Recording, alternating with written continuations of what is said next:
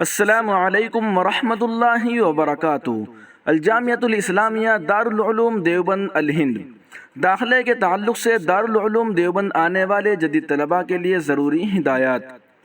جدید طلباء کے لیے سابق مدرسے کی تصدیق اور امتحان سالانہ میں حاصل کردہ نمبرات کی مارک شیٹ امتحان داخلہ کے لیے ضروری ہے۔